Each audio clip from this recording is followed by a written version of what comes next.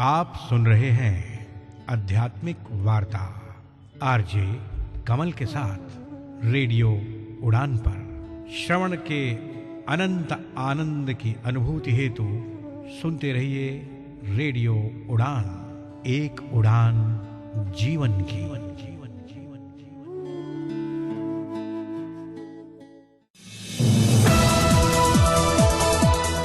इस कार्यक्रम में भाग लेने वाले प्रतिभागियों के द्वारा दी जाने वाली जानकारी अथवा की जाने वाली चर्चा वास्तविक और काल्पनिक दोनों ही हो सकती हैं। चर्चा के दौरान किसी व्यक्ति के द्वारा दिए गए कथन एवं तथ्य के लिए कार्यक्रम के प्रस्तोता, प्रस्तुतकर्ता अथवा रेडियो स्टेशन प्रत्यक्ष या अप्रत्यक्ष रूप से जिम्मेवार नहीं है।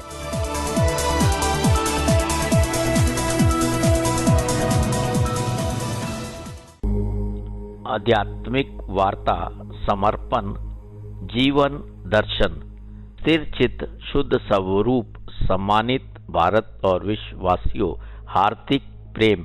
आज की इस भागती दौड़ती जिंदगी में सुकून के कुछ पल के लिए रेडियो उड़ान, एक उड़ान जीवन के माध्यम से प्रस्तुत आध्यात्मिक वार्ता के इस मंच पे समर्पण में एक बार फिर से आपके समक्ष उपस्थित हुआ है आपका अपना हमसफर। स्वीकार कीजिए अपने हमसफर कमल का अभिनंदन। साथियों, मित्रों, आध्यात्मिक वार्ता के इस मंच पर समर्पण के अंतर्गत पिछले सप्ताह हम सब ने मिलकर नवदा भक्ति पर हमारे साथ जुड़े हुए हमारे विद्वान साथी के श्रीमुख से नवदा भक्ति के प्रथम 6 स्वरूपों पर उनके भाव को जाना और समझा।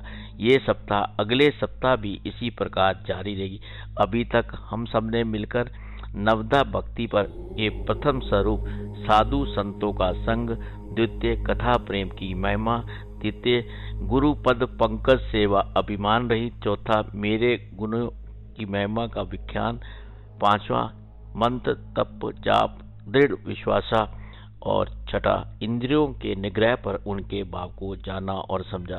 साथियों, मित्रों, आध्यात्मिक वार्ता के इस मंच पर आज समर्पण के अंतर्गत जीवन दर्शन के विभिन्न पहलुओं पर हमारे साथ जुड़े हुए हमारे विद्वान साथी के श्रीमुख से ब्रह्म सत्य जगत मिथ्या पर उनके भाव को जानने और समझने का प्रयास करेंगे।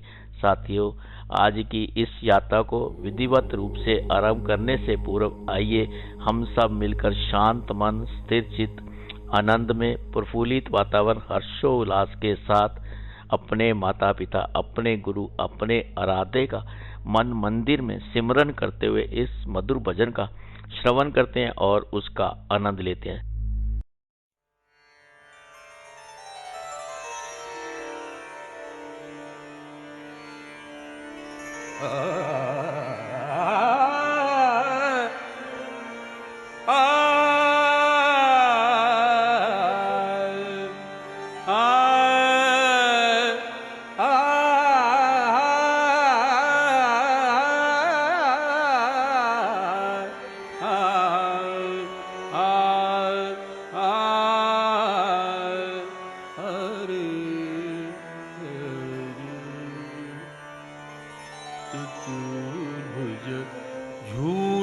श्याम हिंदूरे चतुर्भुज झूलत श्याम हिंदूरे, चतुर्भुज झूलत श्याम हिंदूरे, चतुर्भुज झूलत श्याम हिंदूरे।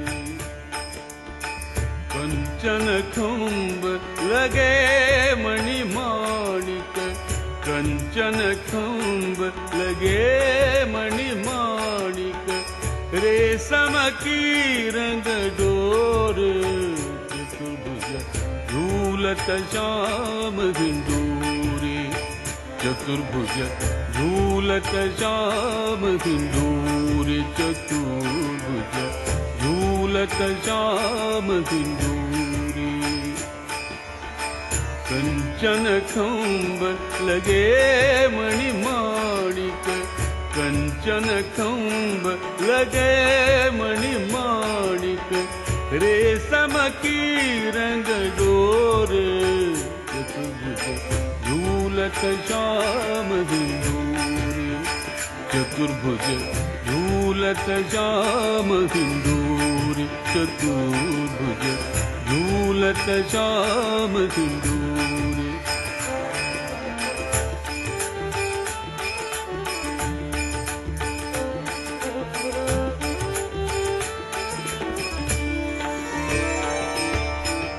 उमड़ी घुमड़ी घन बरसत चौदिसी, उमड़ी घुमड़ी घन बरसत चौदिसी, नदिया ले तहिलो रे।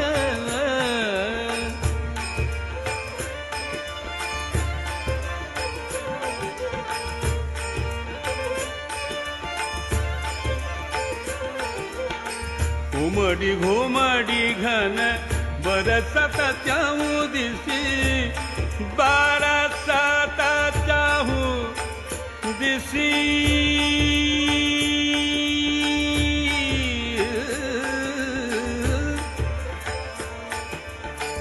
बरसत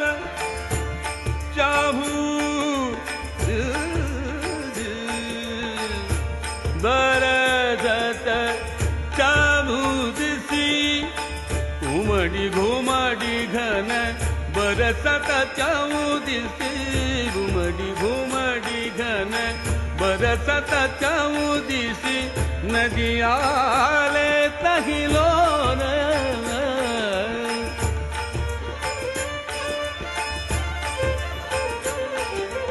नदिया ले तहिलो रे। हरि हरि भूमिलता लपटाई, हरि हरि भूमिलता लपटाई, बोलत कोकिल मोरे, चतुर्भुज झूलत श्याम सिंदूरी, चतुर्भुज झूलत श्याम सिंदूरी, चतुर्भुज झूलत श्याम सिंदूरी। कंचन खंब लगे मणिमाणिक, कंचन खंब लगे मणिमाणिक, रेशम की रंग डोरे, चतुर्भुज झूलत श्याम सिंदूरी, चतुर्भुज झूलत श्याम सिंदूरी, चतुर्भुज झूलत श्याम सिंदूरी।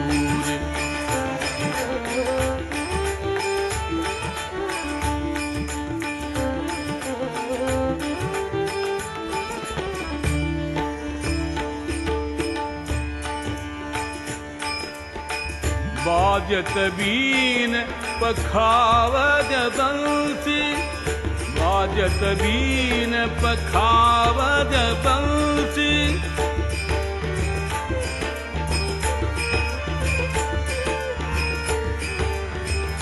पखावज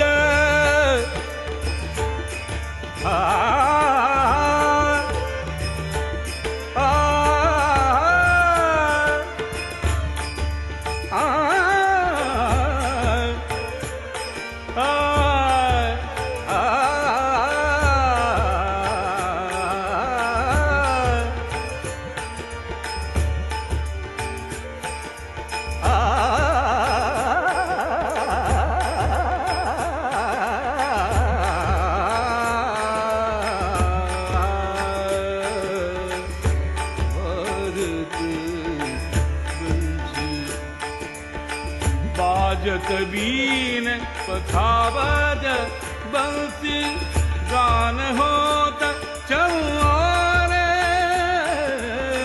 गान होत चौआरे,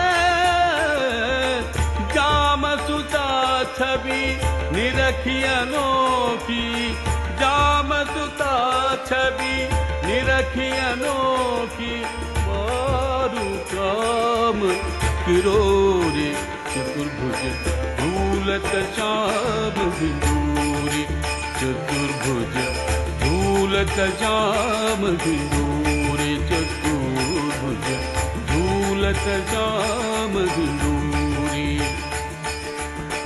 कंचन खंब लगे मणिमाणिक,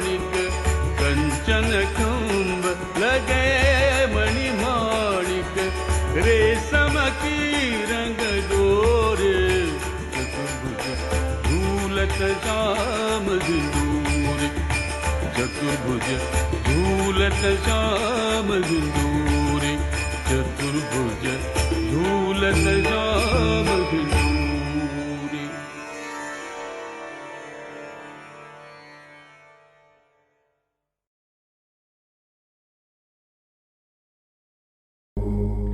आध्यात्मिक वार्ता के इस मंच में समर्पण में आप सबका मैं दिल की गहराइयों से हार्दिक अभिनंदन करता हूं।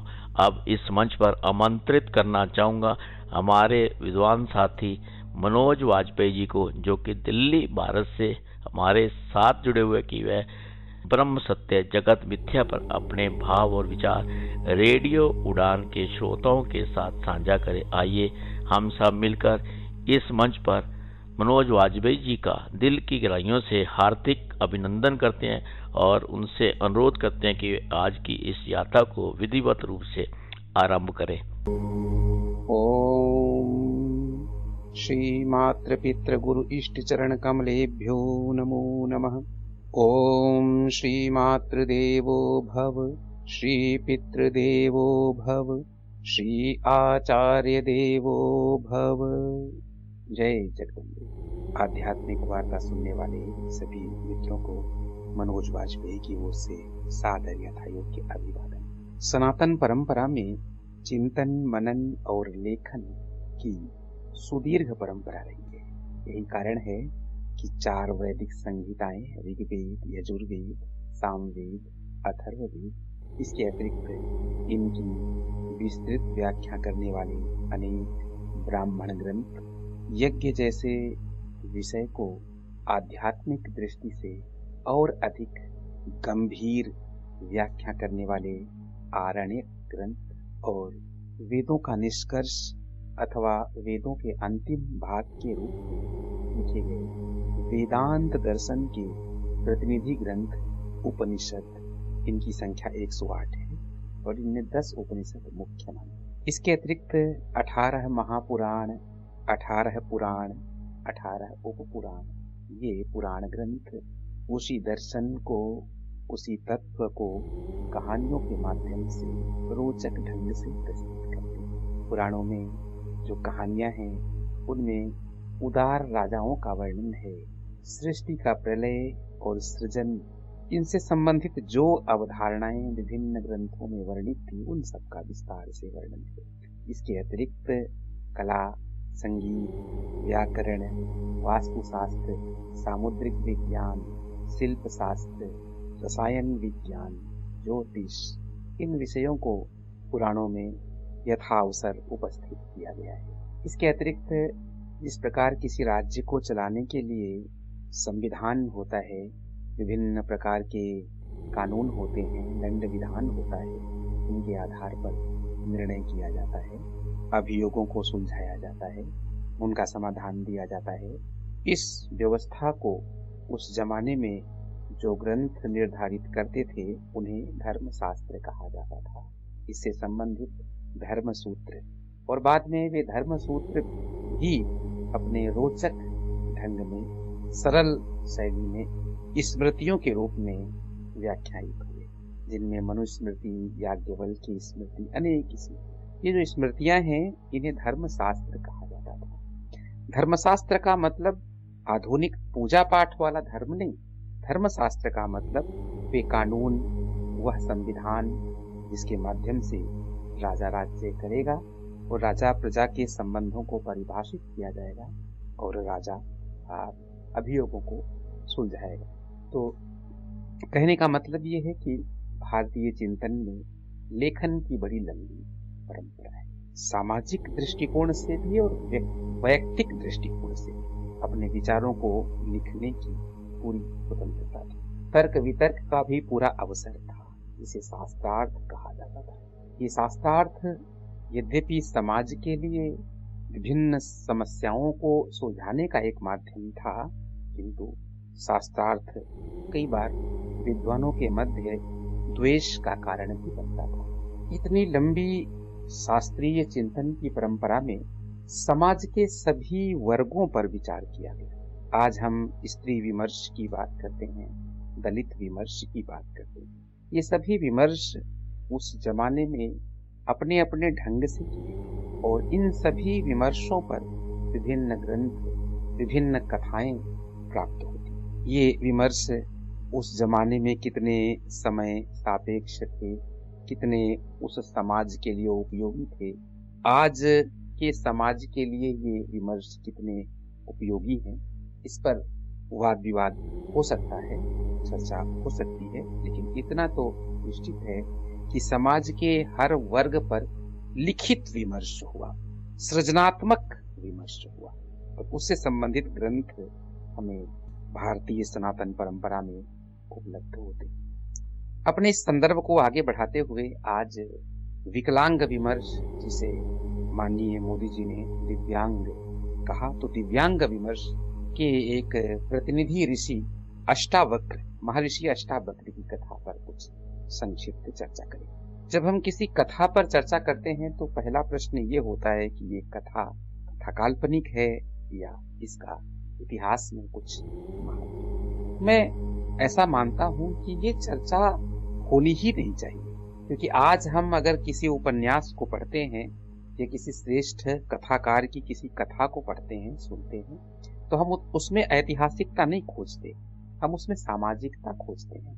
वह कथा सत्य हो सकती है, अर्ध सत्य हो सकती है, पूरी तरह काल्पनिक हो सकती है, मिश्रित हो सकती है, लेकिन महत्वपूर्ण बात यह है कि उस कथा का समाज से कितना सरोकार है। किसी उपन्यास को जब हम पढ़ते हैं तो हम ऐसा नहीं सोचते कि वे पात्र इतिहास में थे कि नहीं थे, हम ये सोचते हैं कि लेखक ने उन उपन्यासों में, उन कथाओं में किन समस्याओं को उठाया है और उन समस्याओं का या उस विचार का समाज से कितना गहरा संबंध है। तो हम अगर प्राचीन कथाएं पढ़ें या आधुनिक कथाएं भी पढ़ते हैं तो हम उसमें समाज सापेक्षता ढूंढते हैं और यही होना चाहिए। आज हम महर्षि अष्टावक्र की कथा को भी इसी संदर्भ में देखेंगे, इसी संदर्भ में हम उस पर चर्चा करने का प्रयास करेंगे। साथियों, मित्रों, आध्यात्मिक वार्ता के इस मंच पर अभी हम सब ने मिलकर हमारे विद्वान साथी के श्रीमुख से ब्रह्म सत्य जगत मिथ्या पर उनके भाव को जाना और समझा। ये चर्चा अभी जारी है। इस मंच पर हमें लेना होगा एक छोटा सा अल्प विराम। यूं गए यूं वापस आए, मिलते हैं बस थोड़ी देर में।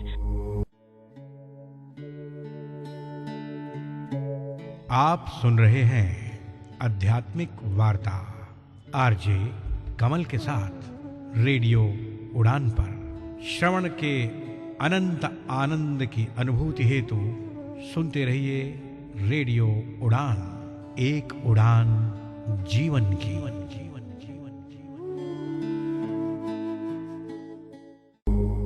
साथियों, मित्रों, अल्प विराम के बाद आध्यात्मिक वार्ता के इस मंच पर एक बार फिर से आप सबका दिल की गहराइयों से हार्दिक अभिनंदन। इस मंच पर मैं पुण्य आमंत्रित करना चाहूँगा हमारे विद्वान साथी मनोज वाजपेयी जी को कि वे अपनी चर्चा को जारी रखते हुए महाराजा जनक के गुरु अष्टावक्र पर अपने भाव और विचार हम सबके साथ साझा करें। आइए हम सब मिलकर श्रवण करते हैं गुरु अष्टावक्र पर मनोज वाजपेयी जी के भावों और विचारों को। इस मंच पर मनोज वाजपेयी जी का हार्दिक अभिनंदन। महर्षि अष्टावक्र की कथा का संकेत आदि काव्य महर्षि वाल्मीकि रचित रामायण में प्राप्त होता है। रामायण में उस कथा का संकेत मात्र प्राप्त होता है। युद्धकांड में जब भगवान श्री राम रावण पर विजय प्राप्त कर लेते हैं, रावण का संहार हो जाता है, तो महाराज दशरथ की आत्मा उस विजय पर गर्व करते हुए भगवान राम से कहती है, तारितो हम त्वया तात सुपुत्रेण महात्मना अष्टावक्रेण धर्मज्ञो कहोड़ो ब्राह्मणो यथा। हे पुत्र, तुम जैसे महात्मा के द्वारा मेरा उसी प्रकार उद्धार हुआ जैसे महात्मा अष्टावक्र के द्वारा उनके पिता कहोड़ की सदगति हुई थी। आदि काव्य में अष्टावक्र महर्षि की कथा का इतना ही संकेत प्राप्त होता है। युद्ध कांड में यह संकेत प्राप्त होता है। लेकिन महाभारत में इस कथा का विस्तार हम देखते हैं। महाभारत के वन पर्व में जब युधिष्ठिर अपना सब कुछ हार चुके हैं तो भगवान श्री कृष्ण और दूसरे ऋषिगण उन्हें सांत्वना देने के लिए अनेक कहानियां सुनाते हैं और इस पर्व में अनेक कहानियां सम्मिलित की गई। इसके अतिरिक्त शांति पर्व में भी अनेक कहानियां हैं, अनुशासन पर्व में अनेक स्तोत्र हैं। इस प्रकार महाभारत का विस्तार किया गया है और यही कारण है कि महाभारत उसका जो हमें वर्तमान रूप प्राप्त होता है उसमें 1 लाख श्लोक है। तो महाभारत में अष्टावक्र की कथा का विस्तार किया गया है, विस्तार से कथा का निरूपण किया गया है। इसके अतिरिक्त उपनिषदों में भी यत्र तत्र अष्टावक्र के उदाहरण प्राप्त होते हैं।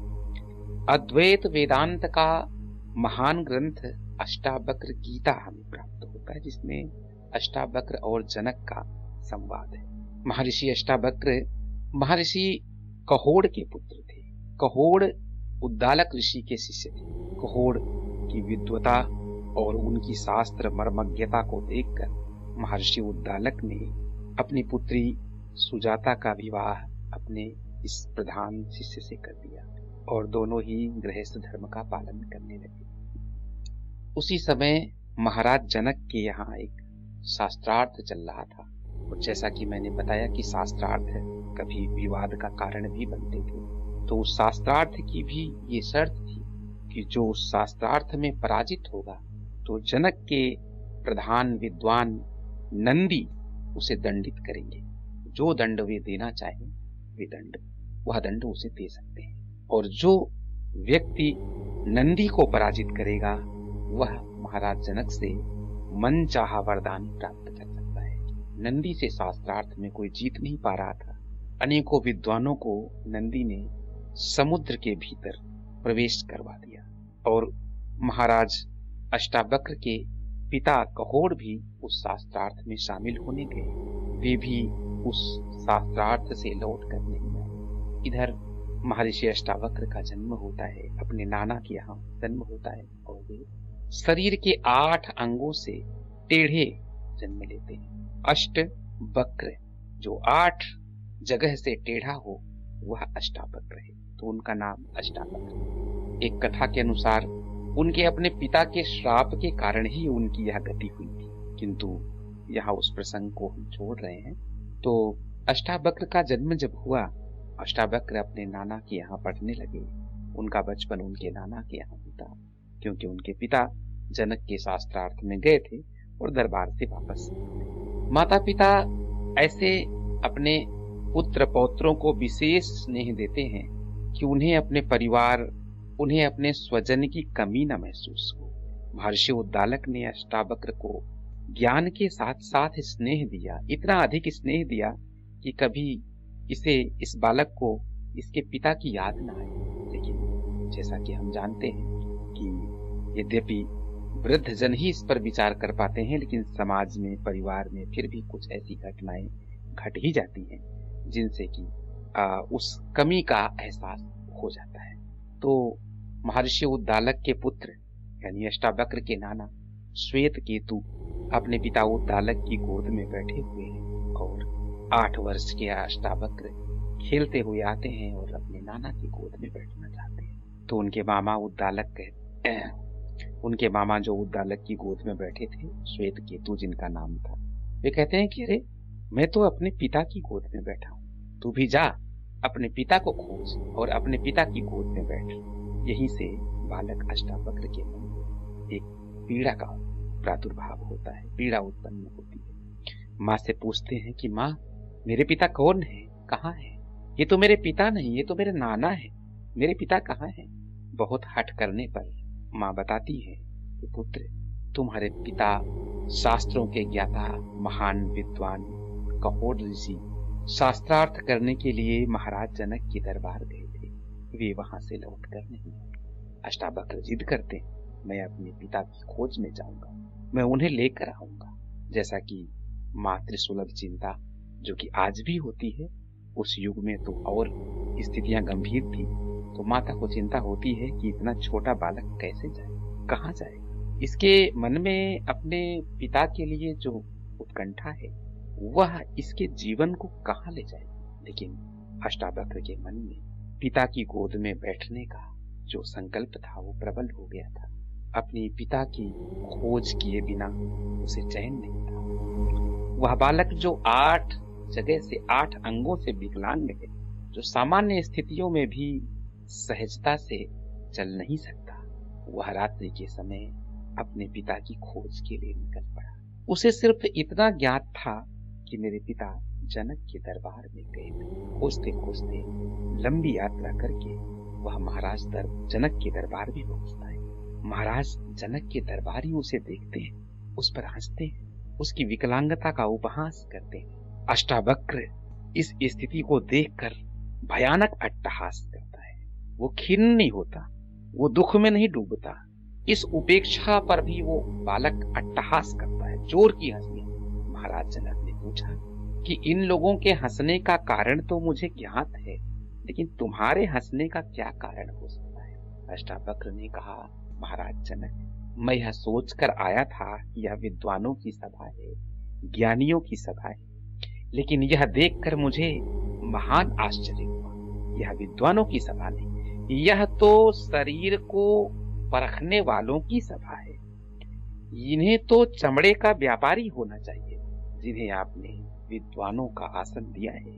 यह तो केवल अंगों की सुंदरता को समझने वाले हैं। समस्त प्राणियों में प्रकाशित उस आत्म चैतन्य रूपी परमात्मा को ये कहाँ देख सकते हैं। हे महाराज जनक, आप ही बताइए, क्या विभिन्न घटों में, विभिन्न पात्रों में रहने वाले जल के अपने स्वरूप में कोई अंतर हो सकता है?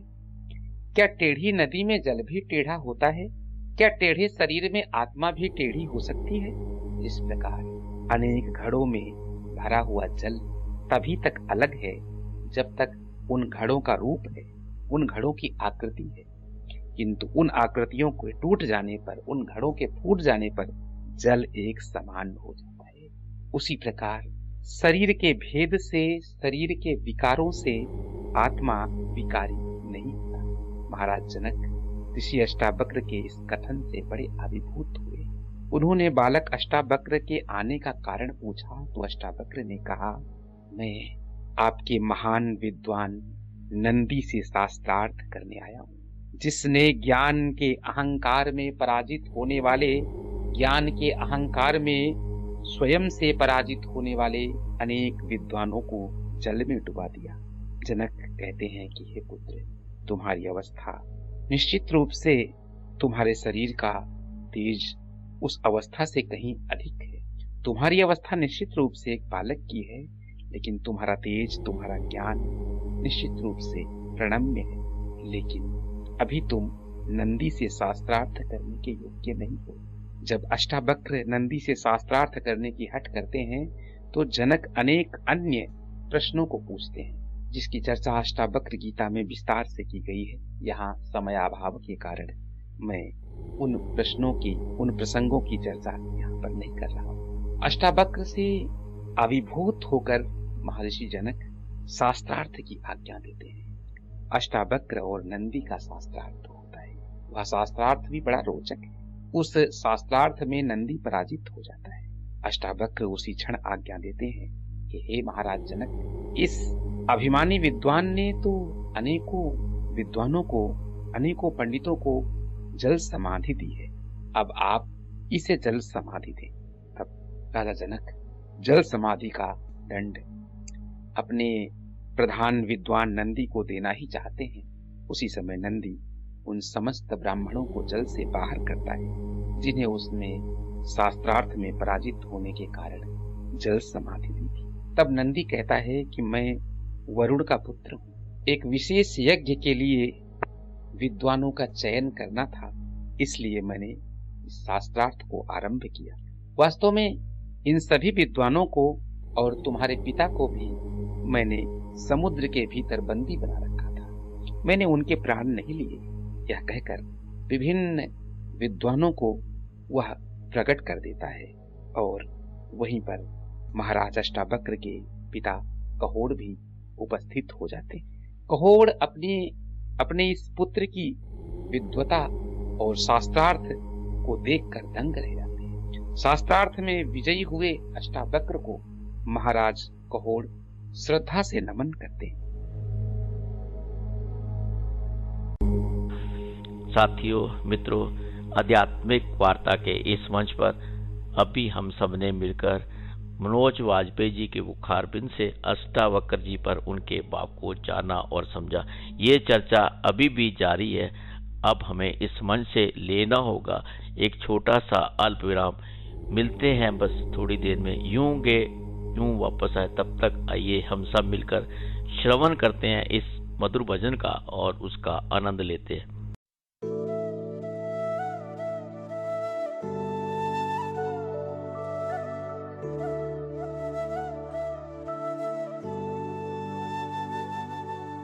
मयूरेशं गुणात्मानं परब्रह्मस्वरूपिणं विघ्नेशं भक्तवरदं भजे मे भीष्टसिद्धये।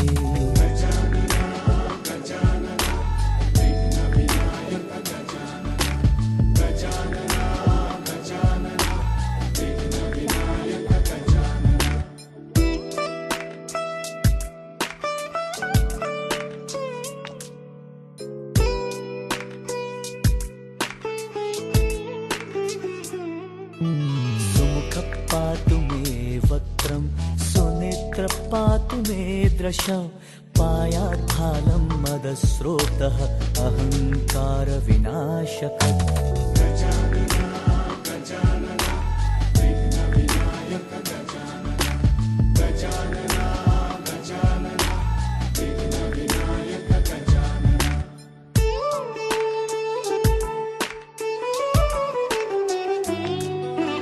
श्रुतिरूपः सदा रक्षेत् सर्वतः हि मे श्रुतिं वेदवाक्पति मे वाचम् अनेकपो मुखं मम।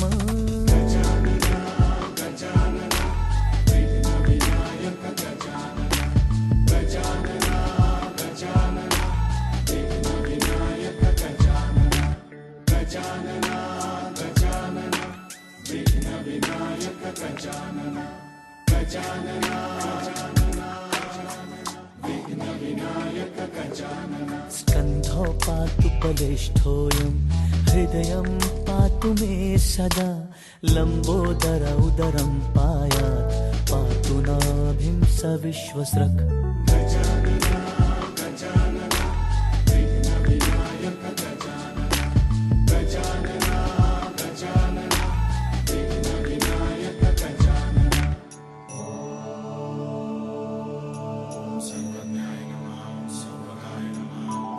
सिद्धिपति पातु हस्तौताभ्यां प्रवर्तयेत् कार्यार्थं सस्वानन्दः फलद स्यात् गुरुस्तथा।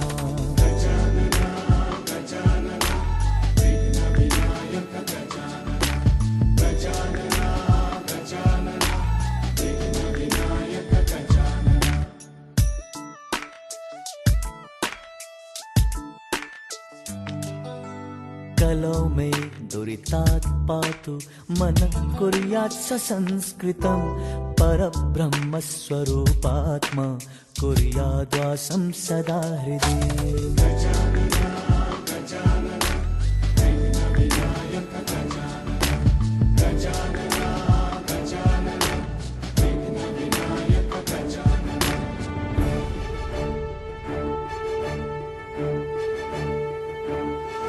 दुष्टान् सदण्डये नित्यम्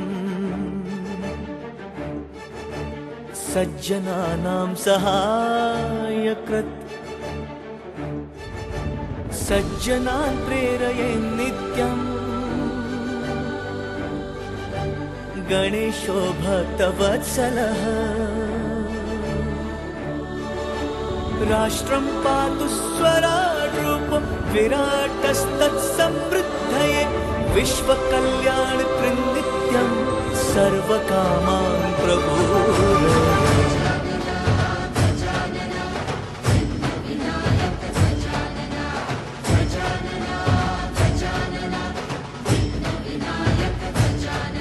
एतत् गणेश कवचं भक्तिमान्य पठे नरः सोऽस्मिंश्च युगे नित्यं गणेशस्य प्रसादतः लोककल्याणकारी स्यात् पुण्यात्मा स्यात् सुनिश्चितं स्थिरचित्तः स वै नित्यं गणेशस्य प्रियो भवेत्।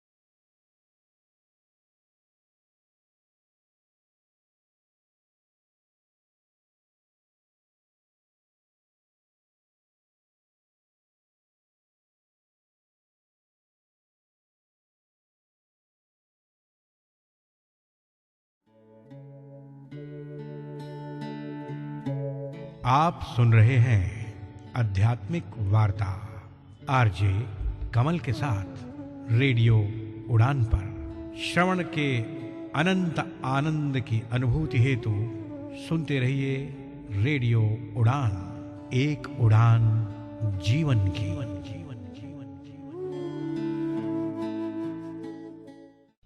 आइए मित्रा ज्योति के साथ सशक्तिकरण की दुनिया को कीजिए अनलॉक।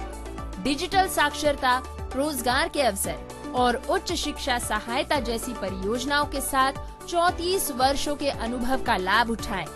मधु सिंघल के नेतृत्व में मित्रा ज्योति दृष्टिबाधितों के लिए मार्ग प्रशस्त करती है।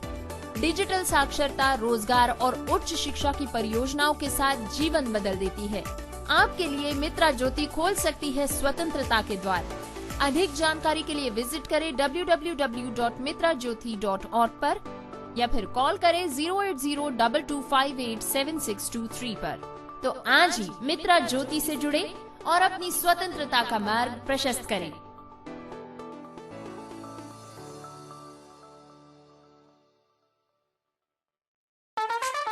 अगर पानी न होता तो क्या ये गाना हिट हो पाता?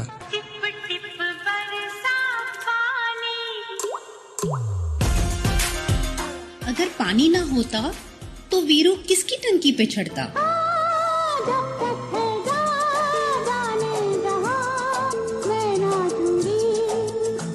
अगर पानी ना होता तो मेघा क्या बरसाते?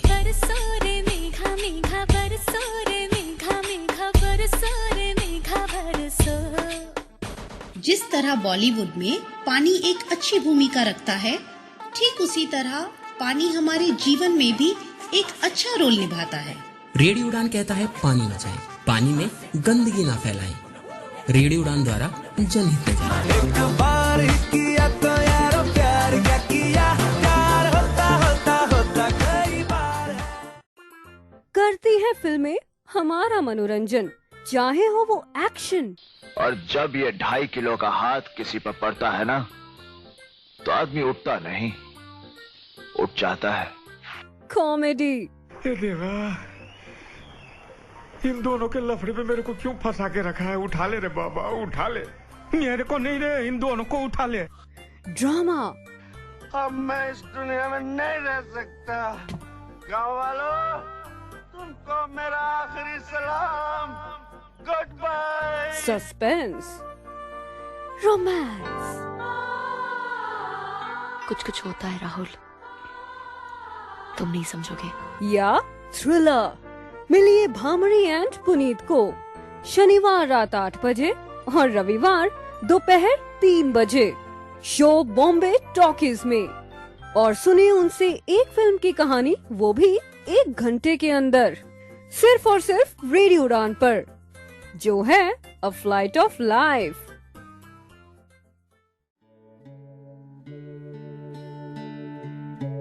आप सुन रहे हैं आध्यात्मिक वार्ता आरजे कमल के साथ रेडियो उड़ान पर। श्रवण के अनंत आनंद की अनुभूति हेतु सुनते रहिए रेडियो उड़ान, एक उड़ान जीवन की।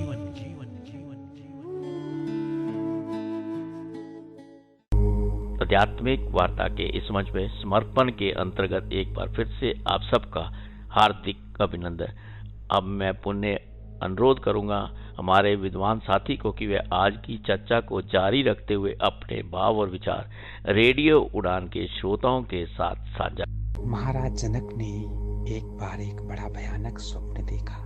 उन्होंने स्वप्न में देखा कि शत्रुओं ने उन पर आक्रमण किया, वे पराजित हो गए, उनका राज्य छीन लिया गया, उनका महल जला दिया गया, उनके सभी परिजन, उनकी रानियां मार डाली गईं। वे किसी प्रकार अपने प्राण बचाकर इधर उधर घूम रहे हैं।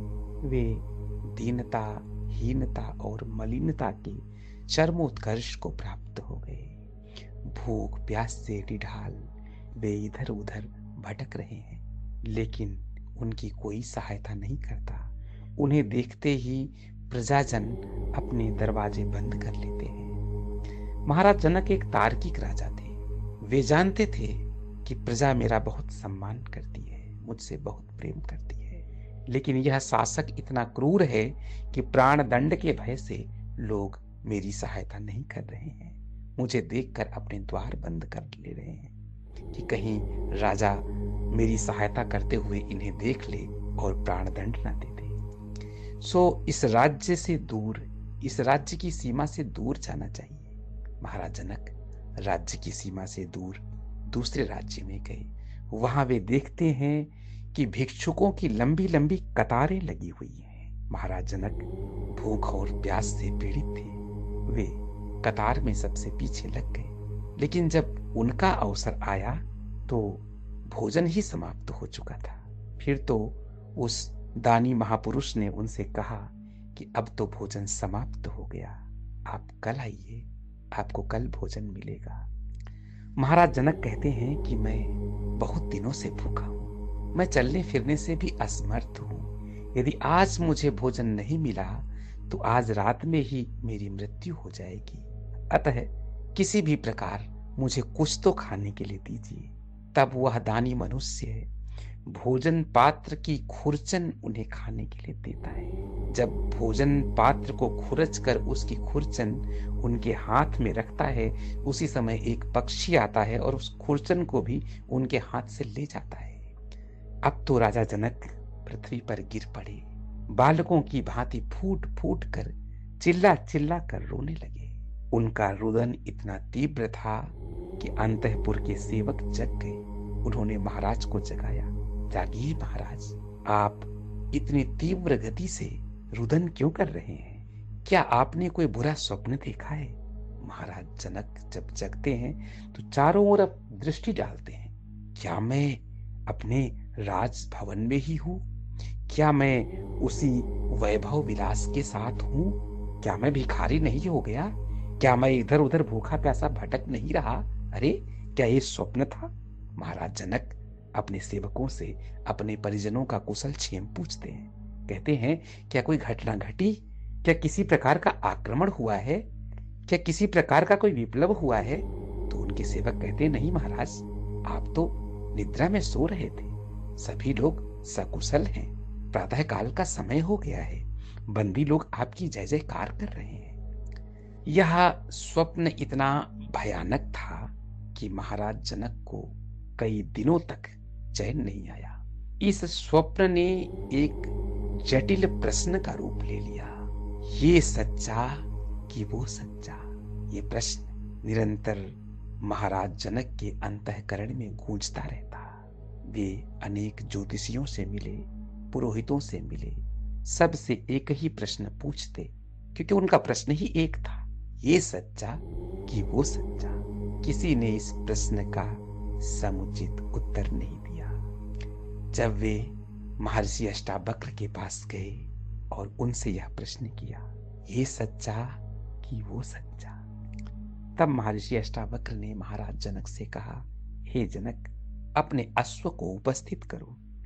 घोड़ा मंगवाया गया। महर्षि अष्टावक्र ने कहा कि हे जनक, घोड़े पर सवारी करो। जैसे ही उन्होंने घोड़े पर बैठने के लिए अपना दाहिना पैर उठाया, महर्षि अष्टावक्र ने संकेत से रोक दिया। तब महाराज जनक न घोड़े पर सवार थे न घोड़े से नीचे थे। एक पैर उनका उठा तो उठा ही रह गया, दूसरा पैर उनका पृथ्वी पर था और वही पैर उनके शरीर को संभाले हुए था। तब महर्षि अष्टावक्र ने पूछा, हे जनक, क्या तुम घोड़े पर बैठ गए? जनक ने कहा, नहीं भगवान। तो क्या तुम घोड़े से नीचे हो? नहीं भगवान, न मैं घोड़े पर बैठा हूं न मैं घोड़े से नीचे हूं। तो कौन है जिसने तुम्हारे शरीर की स्थिति को संभाल रखा है? वह मेरा बायां पैर है प्रभु। हे जनक, तुमने स्वप्न देखा था कि तुम भिखारी हो गए, तुम्हारा राज्य नष्ट हो गया, तुम भूख से प्यास से पीड़ित हो, कठिनाई से भिक्षुओं की पंक्ति में लगने पर भी तुम्हें भोजन नहीं मिला, तुम्हें भोजन पात्र की खुरचन मिली, वह भी एक पक्षी ले गया, तुम बिलक बिलक कर बच्चों की भांति रोने लगे।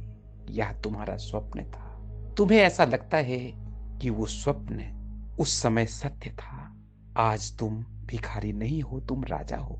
तुम सोच रहे हो कि ये स्वप्न कहीं मेरे भविष्य का संकेत तो नहीं है, मेरा यह राज्य सच्चा है या मेरा वह स्वप्न सच्चा है?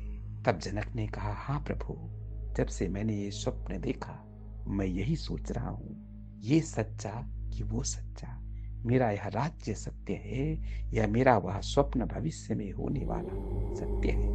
तब महर्षि जनक की बात को सुनते हैं और महर्षि कहते हैं, हे जनक, जो कुछ तुमने उस स्वप्न में देखा उसमें से कुछ भी क्या तुम्हारे वर्तमान में है? नहीं प्रभु, न मेरी मलिन स्थिति है, न मेरे मलिन वस्त्र हैं, न भूख है, न प्यास है, न व्याकुलता है, न जला हुआ मकान है, न मेरे यहाँ शत्रु हैं, न मेरे परिजन ही मृत हुए हैं, वे सब जीवित हैं। न पीड़ा है, न चिंता है, न कुंठा है, कुछ भी नहीं है। जो उस स्वप्न में था वो वर्तमान में कुछ भी नहीं है। तब तो महर्षि अष्टावक्र ने महाराज जनक से कहा, तो फिर हे जनक, तुम ये बताओ, जो वर्तमान में है क्या उसमें से कुछ भी कोई भी उस स्वप्न में था? तब महाराज जनक कहने लगे, नहीं प्रभु, मेरा समस्त वैभव, मेरे परिजन सब उस स्वप्न में समाप्त हो चुके थे। ऐसा कोई नहीं है जो कि उस स्वप्न में विद्यमान था। तब महर्षि अष्टावक्र ने कहा, नहीं जनक, कोई तो है जो उस स्वप्न में भी था और वर्तमान में भी है। कोई तो है, सोच कर देखो, क्या ऐसा कोई नहीं है जो उस स्वप्न में भी था और अब भी है? तब महाराज जनक ने कहा, हाँ प्रभु, मैं जो उस स्वप्न में भी था और आज भी हूं। भले ही मेरा राज्य नष्ट हो गया, ऐसा मैंने स्वप्न में देखा, लेकिन मैं तो था, जनक तो था, राजा के रूप में नहीं, भिखारी के रूप में ही सही, मैं तो था। तब महर्षि अष्टावक्र ने कहा, हाँ जनक, जिस प्रकार तुम न घोड़े से नीचे थे न घोड़े से ऊपर थे, तुम्हारे एक पग ने तुम्हारे शरीर को संभाल रखा था, उसी प्रकार तुम्हारे सद्कर्म तुम्हारे जीवन और तुम्हारे आने वाली संतति और तुम्हारे यश को संभालेंगे। तुम्हारे द्वारा किए गए सत्कर्म तुम्हारे वंश परंपरा को, तुम्हारी उदारता को, तुम्हारे जीवन को अमर रखेंगे। किंतु हे जनक, न ये सच्चा न वो सच्चा, तुमने जो स्वप्न देखा वह तो सत्य है ही नहीं, क्योंकि वह तो उस समय का सत्य था, वह तो केवल स्वप्न में सत्य था। और तुम्हारा जो आज ये राज्य है वह भी कभी न कभी तो नष्ट होगा ही, यह इस समय का सत्य है। लेकिन एक जो तुम उस स्वप्न में भी थे और आज भी हो, तुम्हारी जो अपनी सत्ता है वह उस स्वप्न में भी थी, वह आज भी है। उसी तरह समस्त प्राणियों में जो चैतन्य आत्मा है, जो चैतन्य की सत्ता है, वही सार्वकालिक है, सार्वभौमिक है। सत्य यद्यपि सार्वकालिक नहीं होता। जब तुमने स्वप्न देखा तो वह उस समय का परम सत्य था, लेकिन तुम्हारा वर्तमान आज का सत्य है। सत्य देश काल परिस्थितियों से परे नहीं होता, वह देश काल परिस्थितियों से संबद्ध होता है। लेकिन जैसे कि तुम उस स्वप्न में भी थे, भले ही एक भिखारी के रूप में, आज हो एक राजा के रूप में। जैसे तुम्हारी अपनी सत्ता उस स्वप्न में भी थी और आज भी है, वैसे ही आत्म चैतन्य की सत्ता हर काल में, हर परिस्थिति में शाश्वत रहती है। संसार की सत्ता, शरीर की सत्ता, संसार का सत्य, शरीर का सत्य देश काल से बंधा होने के कारण शाश्वत नहीं है, परिवर्तनशील है। जो आज सत्य है वो कल सत्य नहीं होगा, जो कल का सत्य था वो आज सत्य नहीं है। लेकिन आत्म चैतन्य की सत्ता देश काल परिस्थिति से परे है, शाश्वत है, सदैव रहने वाली है। इस कथा के माध्यम से अद्वैत वेदांत में ब्रह्म सत्यम जगन मिथ्या की व्याख्या को आगे बढ़ाया गया है। यह कथा मांडूक्योपनिषद जो गौड़पादाचार्य के भाष्य सहित है उसमें प्राप्त होती है। तब महर्षि अष्टावक्र से अत्यंत प्रभावित होकर महाराज जनक कहते हैं कि हे प्रभु, मैं अपना यह राज्य आपको समर्पित करता हूं। तब महर्षि अष्टावक्र कहते हैं कि यह राज्य तुम्हारा कहाँ है? यह राज्य तो प्रजा का है, तुम तो इसके रक्षक हो, इसके सेवक हो। जो वस्तु तुम्हारी नहीं वह तुम कैसे किसी को अर्पण कर सकते हो? तब महाराज जनक कहते हैं कि प्रभु, मैं अपना शरीर आपको समर्पित करता हूं, मैं सदैव आपका सेवक रहूंगा। तो महाराज जनक के ऐसे कथन को सुनकर महर्षि अष्टावक्र कहते हैं, राजन, यह शरीर तो मन के अधीन है। यदि मन अनुकूल नहीं होगा तो तुम मेरी क्या सेवा कर पाओगे, मेरा क्या काम कर पाओगे? इसके अतिरिक्त यह शरीर आत्मा के निकल जाने पर, चैतन्य के निकल जाने पर निष्प्राण भी हो जाएगा। तो तुम्हारे शरीर को लेने से मेरा क्या लाभ होगा, या तुम्हें अपने इस शरीर को दान करके मेरा क्या हित करोगे? तब महाराज जनक कहते हैं, प्रभु, मैं अपना मन आपको देता हूं। तो महर्षि अष्टावक्र कहते हैं, ये ठीक है, तुमने अपना मन मुझे दिया तो समझो सब कुछ मुझे दिया, क्योंकि शरीर रूपी रथ में मन सारथी है, आत्मा इसका रथी है। तुमने अपना मन मुझे दिया है, और जब तुमने अपना मन दे दिया तो तुमने सब कुछ मुझे दे दिया। तो राज्य भी मेरा है, स्वयं तुम भी मेरे हो। तो मेरे इस राज्य का संरक्षण करो, इस राज्य को एक ऋषि का राज्य समझकर इसका संरक्षण करो। जनक ने अपना मन महर्षि अष्टावक्र को दे दिया। वे विदेह हो गए। विगतम देहम यस्य सह, जिसका शरीर भी अपना नहीं है, उन्होंने अपना तन, अपना मन, अपना सब कुछ दान किया, वे विदेह हो गए। महाराज जनक के स्वप्न कथा के माध्यम से आत्मा चैतन्य की 4 अवस्थाओं का वर्णन किया गया है। पहली अवस्था जिसमें हम अपने आसपास के वातावरण को, अपने संसार को अनुभव करते हैं और उसके अनुकूल ही अपने सारे कार्य करते हैं, जिसे जागृत अवस्था कहा जाता है। दूसरी अवस्था वह है जब हमारा ये शरीर आराम से नींद ले रहा होता है, लेकिन फिर भी हमारे अवचेतन मन का एक अंश जागृत रहता है और हम स्वप्न के माध्यम से अपनी अनेक स्मृतियों को, जो कुछ भी हमने देखा है, सुना है, पढ़ा है, जाना है, समझा है, सोचा है, उसको अनुभव करते हैं। उसे स्वप्नावस्था कहते हैं। इस अवस्था में जो हमारे भीतर का चैतन्य है वह हमारे शरीर को चलायमान नहीं कर रहा, लेकिन हमारे मस्तिष्क का एक हिस्सा अवश्य चलायमान है। ये स्वप्नावस्था है। एक तीसरी अवस्था है जब हमारा शरीर और हमारा मस्तिष्क चलायमान नहीं है, लेकिन चैतन्य फिर भी है, क्योंकि गहरी नींद में हम स्वप्न नहीं देखते, लेकिन हम श्वास प्रश्वास की क्रिया करते ही हैं। शरीर की आवश्यक क्रियाएं जिन पर हमारा जीवन निर्भर है वे होती ही रहती हैं। ये सुषुप्तावस्था है। ऋषि कहते हैं कि इसके अतिरिक्त एक चौथी अवस्था है जिसे तुरीयावस्था कहते हैं। वह चैतन्य का अपना मूल रूप है। योगी जन इसी में स्थिर होते हैं और समाधिस्थ कहलाते हैं। ये ना जागृत अवस्था है, ना स्वप्नावस्था है, ना सुषुप्तावस्था है। ये तुरीयावस्था है। एक उदाहरण के माध्यम से इसे समझाने का प्रयास किया गया है। जैसे सोने से बने अनेक आभूषण, अंगूठी, कंगन, हार इत्यादि हैं। इन सब में सोना है, लेकिन इनकी अपनी अलग अलग सत्ता भी है, इनकी अपनी अलग अलग आकृति भी है। ये सोने की अंगूठी है, ये सोने का कंगन है, ये सोने का हार है। ये सब एक नहीं है, आकृति भेद से ये अनेक है। हाँ, इनमें एक चीज है जो सब में समान है, वो है सोना। तो यदि अंगूठी का आकार नष्ट हो जाए, यदि कंगन का आकार नष्ट हो जाए, यदि हार का आकार नष्ट हो जाए और सब एक में मिल जाए, तो न कंगन है, न अंगूठी है, न हार है, तो फिर क्या है? तो सिर्फ सोना है। वो सोना ही मूलावस्था है, वो मूल चैतन्य है, मूल सत्ता है। इसी प्रकार वह चैतन्य जब अलग अलग प्राणियों में उनके शरीर में विद्यमान रहता है तो वह जीवात्मा कहलाता है। फिर वह मनुष्य है, वह पशु है, वह पक्षी है, वह अन्य योनियों में है। लेकिन यदि योनि भेद रूपी शरीर समाप्त हो जाता है तब वह चैतन्य अपनी मूल अवस्था को प्राप्त होता है। ठीक वैसे ही जैसे सोने से बने विभिन्न आभूषण जब तक वे आभूषणों की आकृति में हैं तब तक उनका नाम पृथक पृथक है, लेकिन उनकी आकृति नष्ट हो जाने पर वे अपने मूल रूप में स्वर्ण रूप में ही विद्यमान है।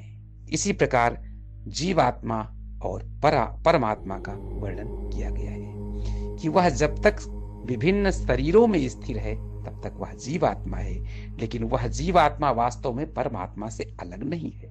जैसे पानी अलग अलग घड़ों में रख दिया जाए तो भी यह इस घड़े का पानी है या उस घड़े का पानी है, लेकिन पानी एक ही है। सभी घड़ों को तोड़ने पर पानी पानी में मिल जाएगा और पानी की अपनी एक ही सत्ता है। किसी भी घड़े का पानी हो वह मूल रूप में तो पानी ही है, सिर्फ घड़े की आकृति विशेष में रहने के कारण ही उसकी अलग सत्ता है।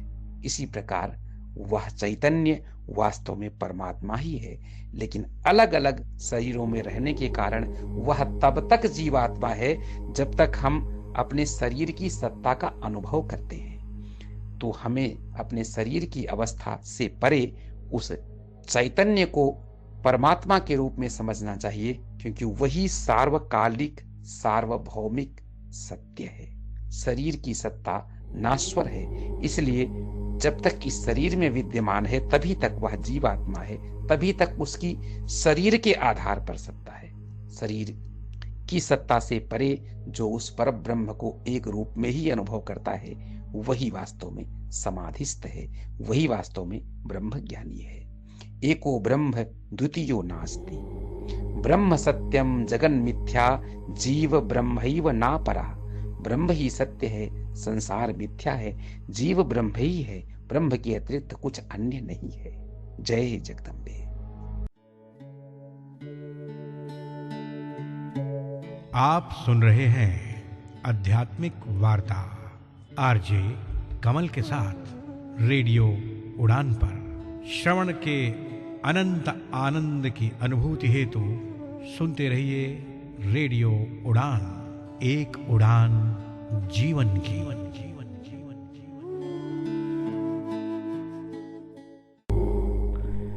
आध्यात्मिक वार्ता के इस मंच पर समर्पण में एक बार फिर से आप सबका हार्दिक अभिनंदन।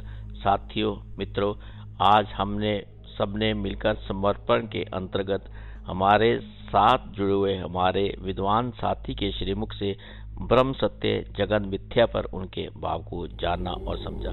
साथियों, आध्यात्मिक वार्ता के इस मंच पर समर्पण की यात्रा अगले सप्ताह में भी जारी रहेगी। साथियों, मित्रों, अगले सप्ताह समर्पण में हम सब मिलकर एक बार फिर से हमारे साथ जुड़े हुए हमारे विद्वान साथी के श्रीमुख से नवदा भक्ति के बाकी के स्वरूपों को जानने और समझने का प्रयास करेंगे।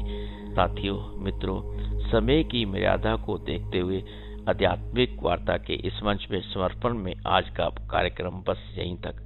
साथियों, मित्रों, आपको ये कार्यक्रम कैसा लगा, इस पर अपनी प्रतिक्रिया, अपने सुझाव, अपना अनुभव, अपनी ज्ञान को आप हम सबके साथ साझा कर सकते हैं। आपके द्वारा भेजे हुए सुझाव, आपका ज्ञान, आपका अनुभव, अपनी प्रतिक्रिया मैं इस कार्यक्रम में शामिल करने का प्रयास करूं। आप हमें हमारी वेबसाइट www.radioudan.com के माध्यम से फीडबैक फॉर्म में जाकर भेज सकते हैं। इसके साथ साथ आप हमें हमारी मेल आईडी mail@radioudan.com के माध्यम के साथ साथ आप मेरी पर्सनल मेल आईडी KAIS170362 पर भी लिखकर भेज सकते हैं। साथियों, मैं आपके सुझावों की बेसब्री के साथ प्रतीक्षा करूंगा। इसी आशा और विश्वास के साथ मैं आपको छोड़े जा रहा हूं कि आप खुश रहेंगे, प्रसन्न रहेंगे, स्वस्थ रहेंगे, मस्त रहेंगे, हंसते रहेंगे। हाथ होगा काम में, ध्यान होगा उस परमपिता परमात्मा में। आज के आनंद की जय, आज के आनंद की जय। ओम नमो भगवते वासुदेवाय। जय राम जी की, जय राम जी की। अब इस मंच पर आपको मैं छोड़े जा रहा हूँ इस मधुर भजन के श्रवण के लिए। इस मधुर भजन के श्रवण के बाद भी आज की यात्रा इसी प्रकार जारी रहेगी। आप आनंद लेते रहें मधुर संगीत का। फिर मिलने के वादे के साथ, अगर जिंदगियां और परिस्थितियां स्थितियां अनुकूल रही, आपसे जल्द मुलाकात होगी आध्यात्मिक वार्ता के इस मंच में समर्पण के अंतर्गत। अपना ख्याल रखें, खुश रहें। जय हिंद, जय भारत, जय वंदे मातरम। आपका कोटि कोटि शय धन्यवाद। इस कार्यक्रम का धैर्य के साथ, संयम के साथ, सहजता के साथ इस कार्यक्रम का श्रवण करने के लिए शुक्रिया, शुक्रिया, शुक्रिया, आभार, धन्यवाद।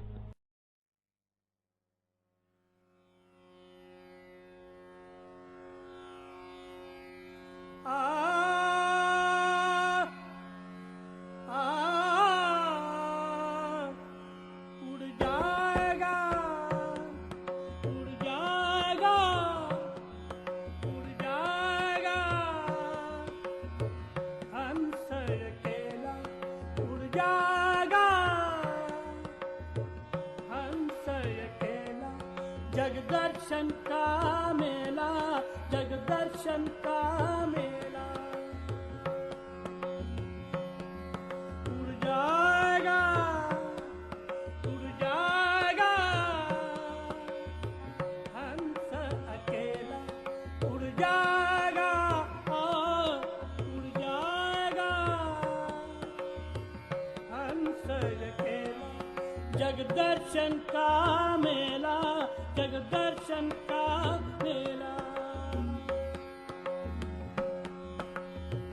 जैसे पात गिरे तरवर के, जैसे पात गिरे तरवर के, मिलना बहुत दुहेरा, मिलना बहुत दुहेरा।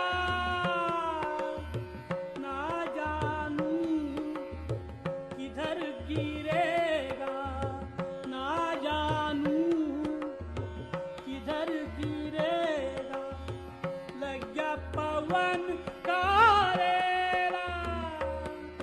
उड़ जाएगा, उड़ जाएगा, उड़ जाएगा हंस अकेला, उड़ जाएगा।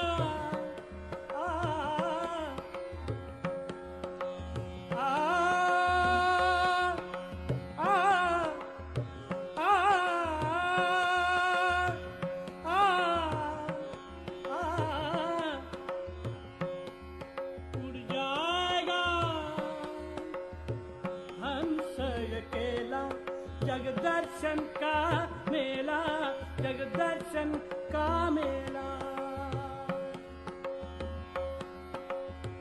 जैसे पात गिरे तरवर के, जैसे पात गिरे तरवर के, मिलना बहुत दुहेरा, मिलना बहुत दुहेरा। ना जानू किधर गिरेगा, ना जानू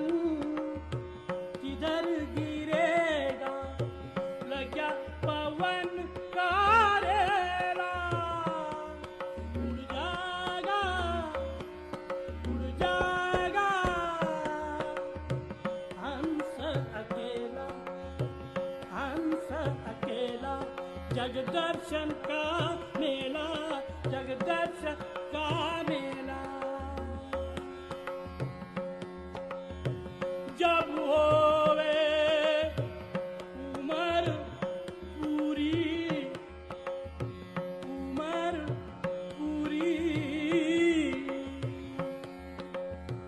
जब होवे उमर पूरी, जब छूटेगा हुक्म हुजूरी, जब छूटेगा हुक्म हुजूरी, जम के दूत बड़े मजबूत, जम के दूत बड़े मजबूत, जम से पड़ा झमेला, उड़ जाएगा, उड़ जाएगा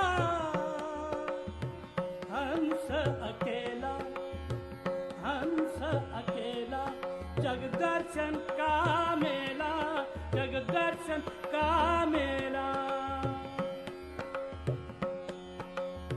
दास कबीर हर के, दास कबीर हर के गुण गावे, गावे, दास कबीर हर के गुण गावे, वाहर को पारन पावे, वाहर को पारन पावे, गुरु की करुणी गुरु जाएगा, गुरु की करुणी गुरु जाएगा, चेले की करनी चेला उड़ जाएगा, उड़ जाएगा, आ,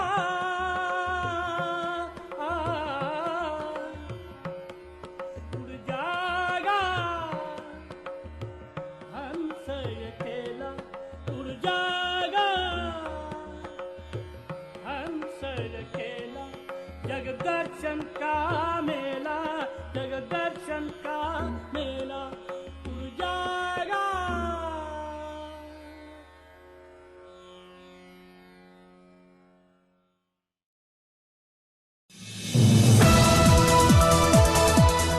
इस कार्यक्रम में भाग लेने वाले प्रतिभागियों के द्वारा दी जाने वाली जानकारी अथवा की जाने वाली चर्चा वास्तविक और काल्पनिक दोनों ही हो सकती हैं। चर्चा के दौरान किसी व्यक्ति के द्वारा दिए गए कथन एवं तथ्य के लिए कार्यक्रम के प्रस्तोता, प्रस्तुतकर्ता अथवा रेडियो स्टेशन प्रत्यक्ष या अप्रत्यक्ष रूप से जिम्मेवार नहीं है।